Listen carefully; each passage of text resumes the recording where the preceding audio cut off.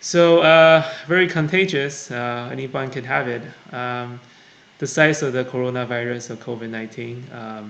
So this blue thing is coronavirus. COVID, the SARS-CoV-2, and zero point 0.1 the micrometer, super small.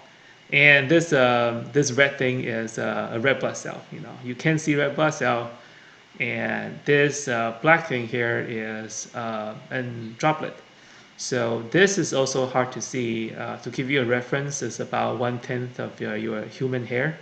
So it's really, really small, but each one of these can carry thousands of coronavirus.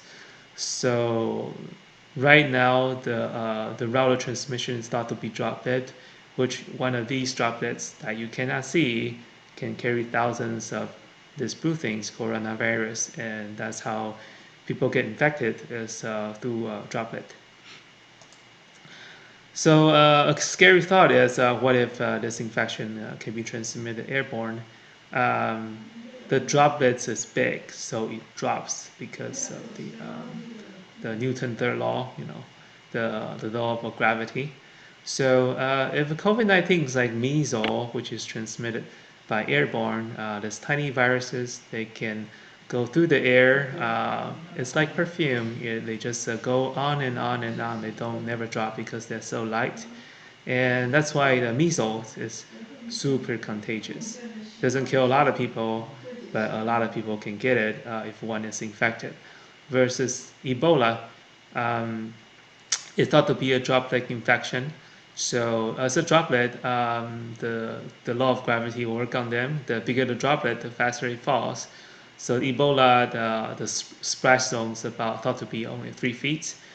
Uh, as of now, now is May 2020. News keep coming out, but we think that the COVID-19's the transmission zone, so the droplet drops, is no more than 6 feet or 2 meters, and this is the reasoning of our social distancing guidelines.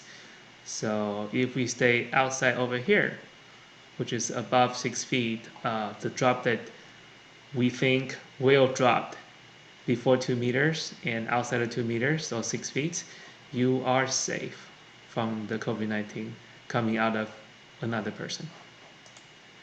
So here's the case report that kind of eluding this point. So the patient 0 is A1. He is this yellow spot here. As you can see, this is the outbreak in a restaurant in China, and he spread his disease as a super transmitter, to many people, to 4 people in his table and 3 more on the table next to him. But there's also 2 person that is way over here, 2 tables away almost, and that's well beyond the 2 meters or 6 feet limit.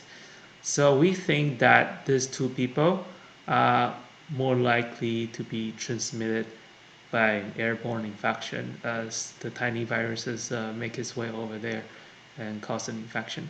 So this is a proof that in closed space, um, airborne transmission is possible. Not the main route, but it's possible. There's a Japanese computer model that demonstrated that the virus, assuming airborne transmission is possible, can linger on in the room for more than 20 minutes, just circling into the room if the air conditioning is not open. So what do we do for this information? Well, here's my thoughts. Maybe we should open the windows.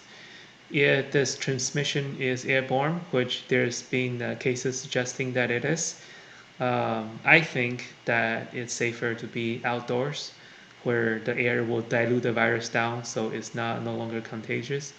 Or if we're indoor, if at all possible, let's open the windows and keep each other safe on the possible, though less likely, airborne transmission.